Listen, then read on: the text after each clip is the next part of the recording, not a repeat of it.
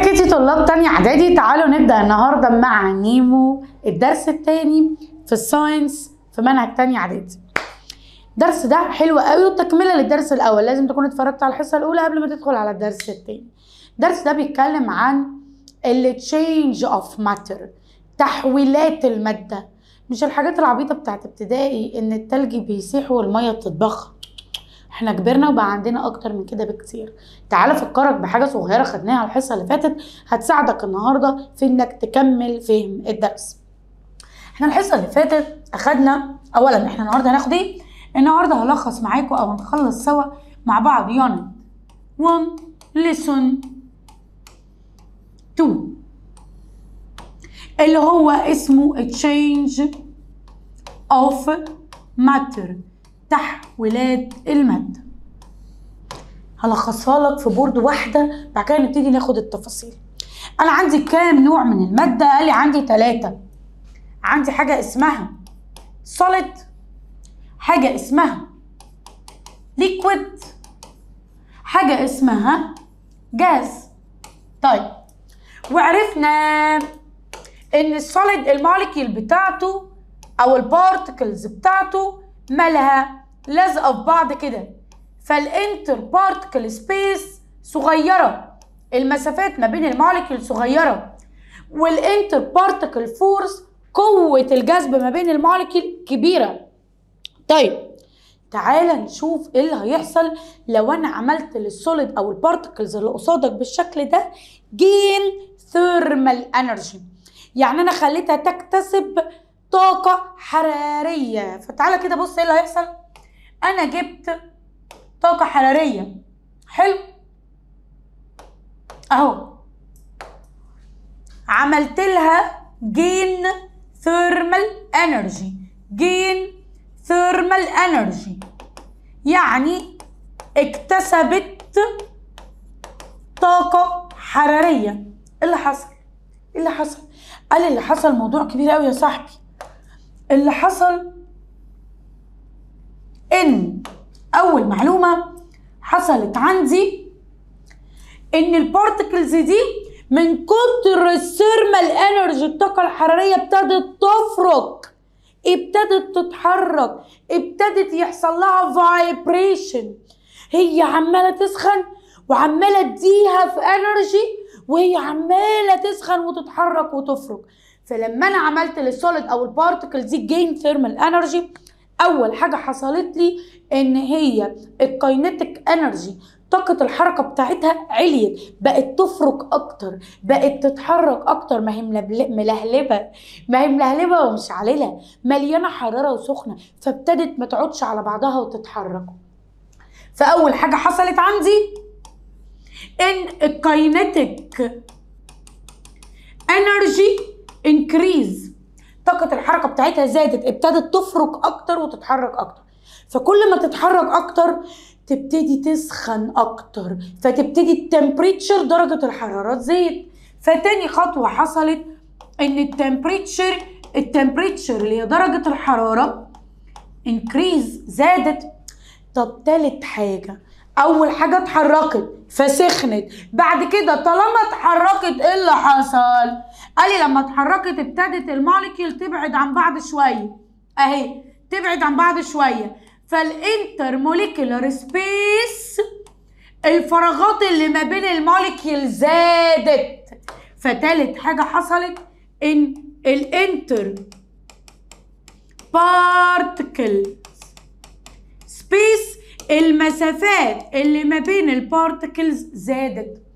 طب طالما المسافات دي زادت يا صديقي، يبقى القوة ما بين الموليكيول بدل ما كانت لازقة في بعض قوي بعدت قوي، فالانتر بارتكل فورس، القوة اللي ما بين الموليكيول ديكريز، ابتدت تقل لان هم بعدوا عن بعض. فرابع حاجة حصلت ان الانتر بارتكلز فورس ديكريز، قلت. فلما قلت البارتكل بعدت عن بعض، فبالتالي اتحولت من solid to liquid. ادي دي اول خطوه. يبقى تاني البارتكلز بتاعت السوليد لازقه في بعضها، بقيت احقنها بثيرمال انرجي، ابتدت تفرك، كل ما تفرك تسخن اكتر، لما تسخن تبعد اكتر، فبالتالي سبيس بيزيد وفرصه تقل. تاني اديها ثيرمال انرجي، احقنها بطاقه حراريه، فيحصل لها ايه؟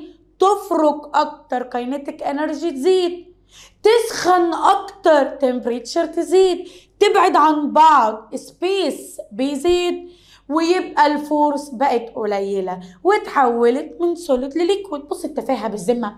تعال عند اللي بعده.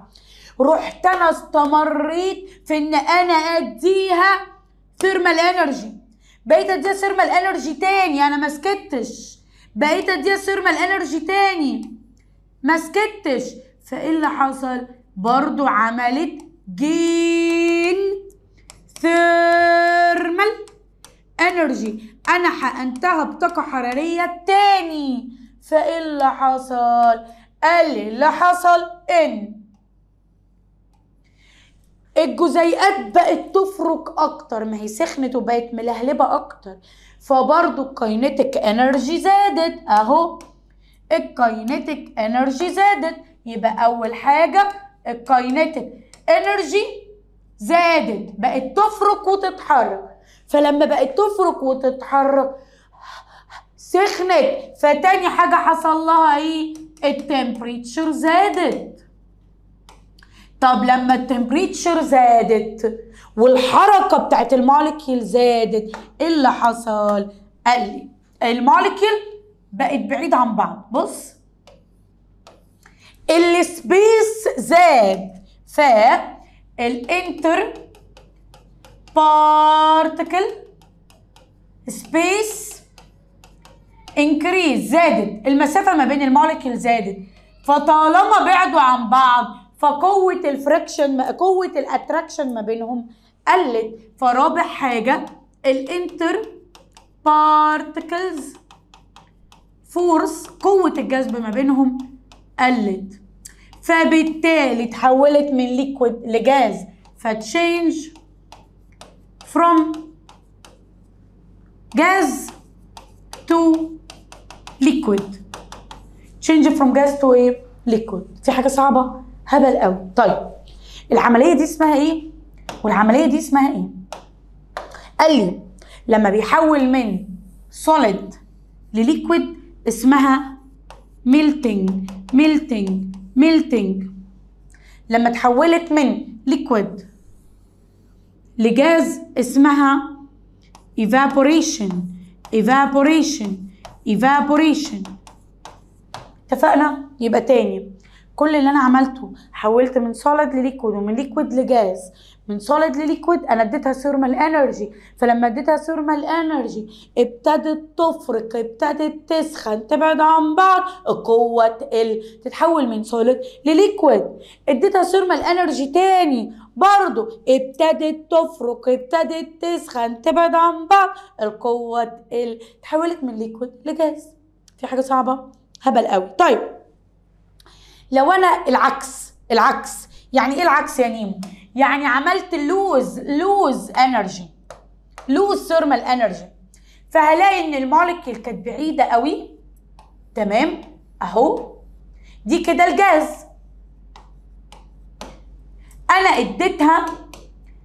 اديتها ثيرمال انرجي اهو، ثيرمال سوري اسف، عملت لها لوز انرجي، يعني انا اخدت منها الحراره لوز انرجي، فبدل ما كانت بتفرق قوي يا صاحبي كانت بتفرق جدا جدا، ايه اللي حصل؟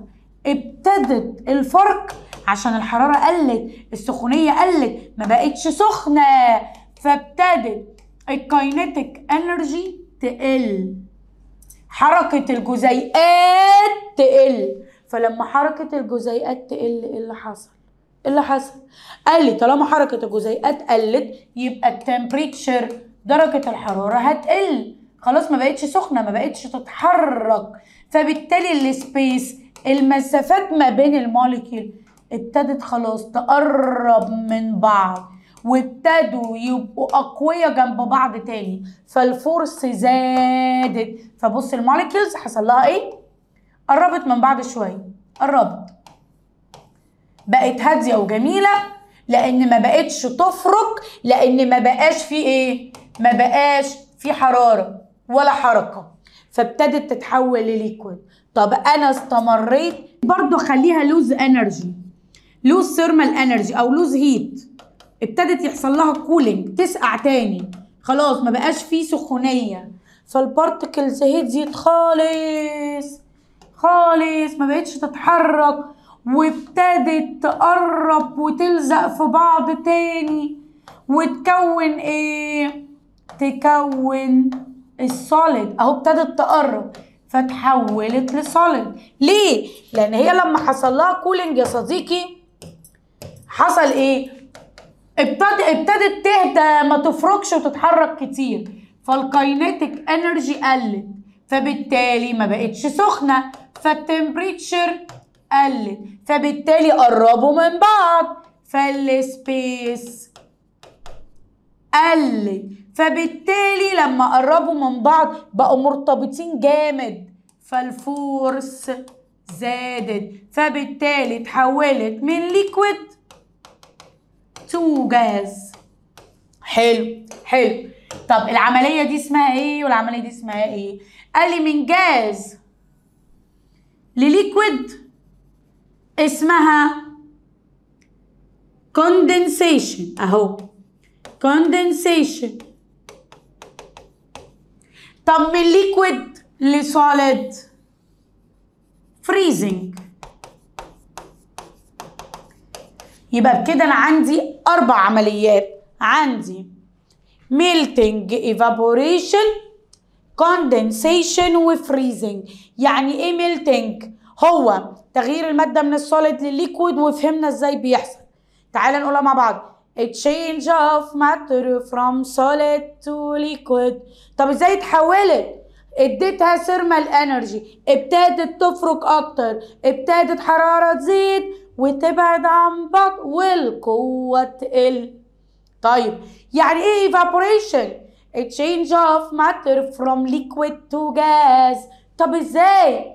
اديتها ثيرمال انرجي، ابتدت تفرك، حرارة تزيد، مسافة تزيد، القوة تقل، فتتحول من ليكويد لجاز.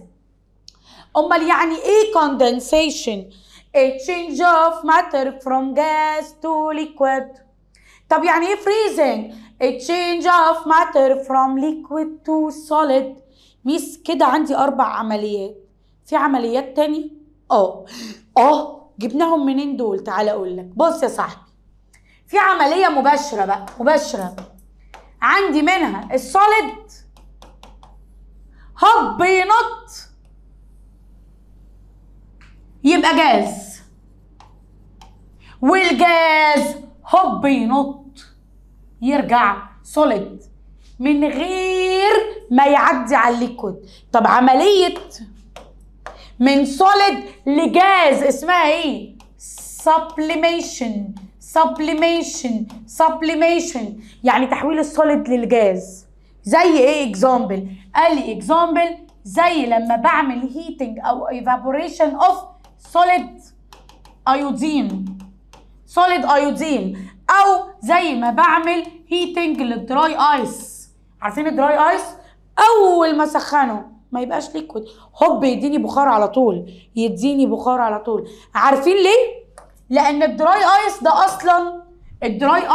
اصلا عباره عن السوليد بتاع الكربون دايوكسيد، السوليد بتاع الكربون دايوكسيد. اوكي، امال التشينج اوف ماتر فروم جاز تو سوليد على طول بسميها ايه؟ قال لي بسميها deposition. زي ايه اكزامبل؟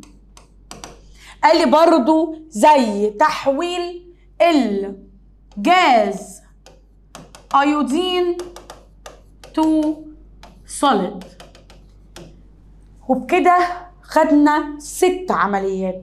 ميلتنج، ايفابوريشن، كوندنسيشن وفريزنج. واتنين جداد سبليميشن، ديبوزيشن.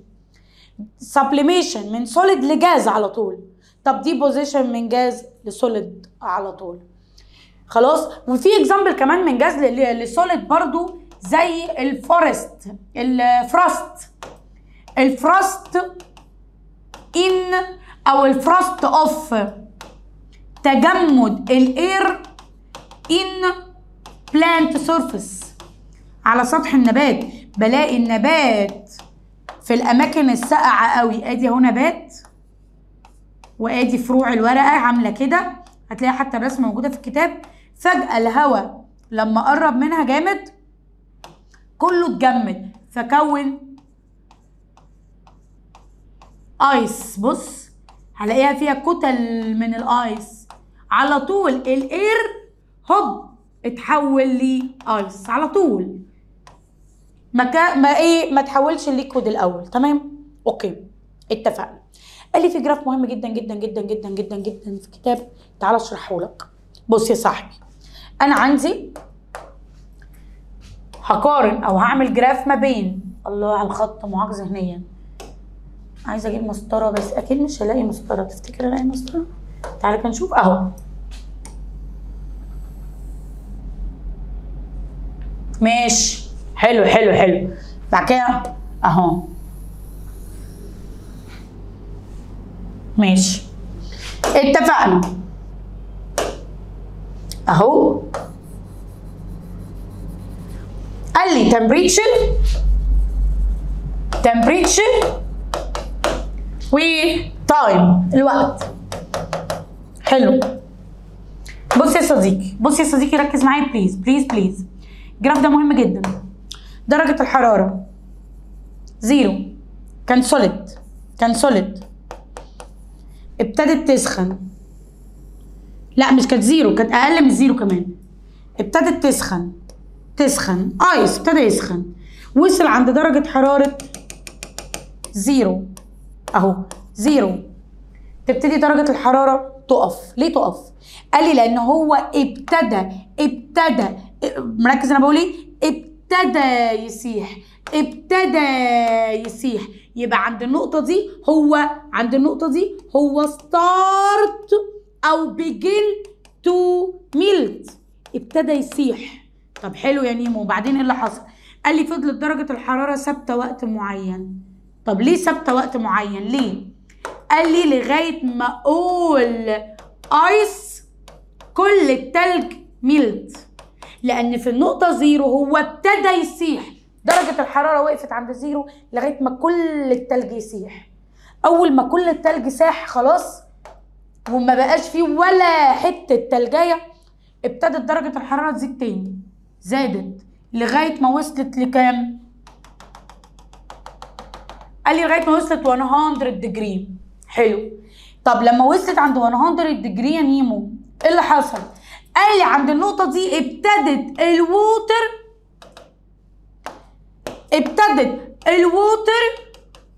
start to evaporate، ابتدت تتبخر، ما اتبخرتش كلها، ابتدى اول حبة من فوق معرضين للحرارة يتبخروا. طيب هلاقي ايه اللي حصل؟ تروح درجة الحرارة واقفة عند 100 لغاية ايه؟ قال لي لغاية ما اقول ووتر كل المية ايفابوريت، كل المية تتبخر. واول ما كل المية تتبخر تبدأ درجة الحرارة تزيد تاني. فهمتها يا صاحبي؟ يبقى تاني انا عندي السوليد هيبتدي يسيح عند درجة حرارة 0، بعد كده درجة الحرارة تقف. أول ما درجة الحرارة وقفت هتفضل مستنية لغاية ما كل التلج يسيح، التلج كله ساح خلاص بقى مية، تبتدي درجة الحرارة تزيد تاني. أول ما ترجع تزيد تاني إيه اللي يحصل؟ درجة الحرارة تقف لغاية ما كل المية تتبخر، وبعد كده تروح درجة الحرارة زايدة، وهكذا. ركز بقى في الحتة دي الله يخليك.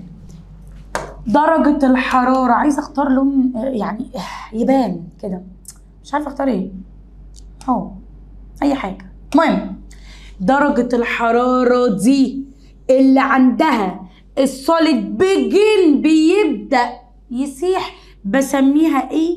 قال لي بسميها ميلتنج بوينت. ميلتنج بوينت ابتدى يسيح.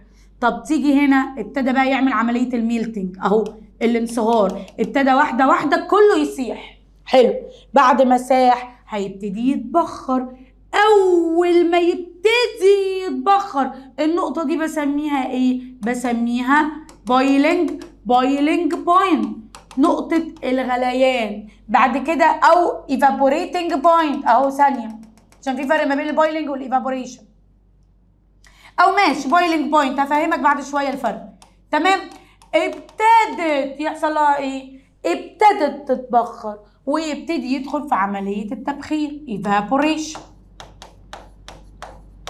بعد ما يحصل له evaporation تبتدي درجة الحرارة تسيح لغاية ما كله ساح، لغاية ما كله اتبخر. فعند النقطة دي ابتدى يحصل له ايه بقى؟ boiling يعني غليان.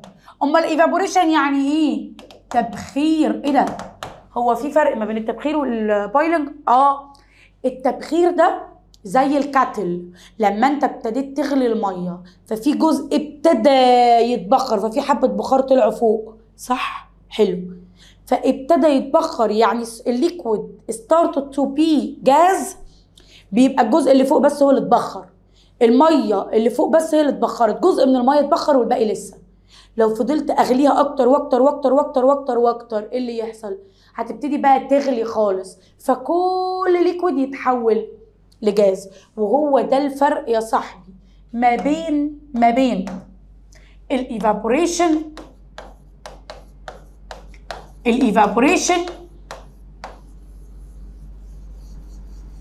والبويلنج. ايه الفرق ما بين الايفابوريشن والبويلنج يا نيمو؟ ايه الفرق؟ قال لي الفرق ان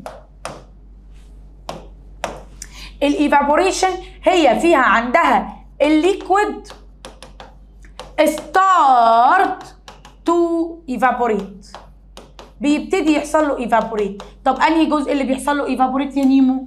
قال لي الupper surface of liquid هو اللي evaporate، هو اللي اتبخر.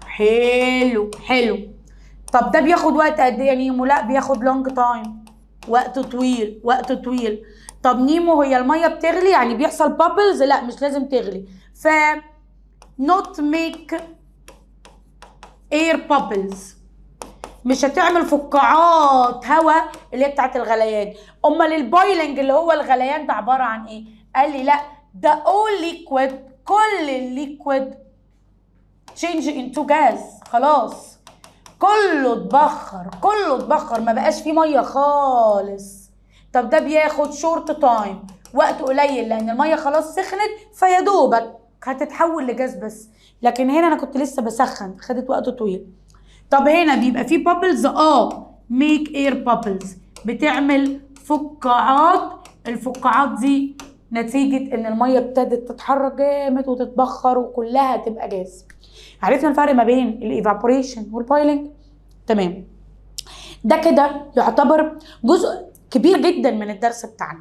الجزء التاني هنزله لك برضو الاسبوع ده بحيث نبقى خلصنا كل الدرس مع بعض. ذاكر حلو، مبسوطه انا كنت معاك. استنى مني بارت 2 هنزله لك الاسبوع ده. ربنا معاك حبيبي وبالتوفيق، بحبكم. باي باي.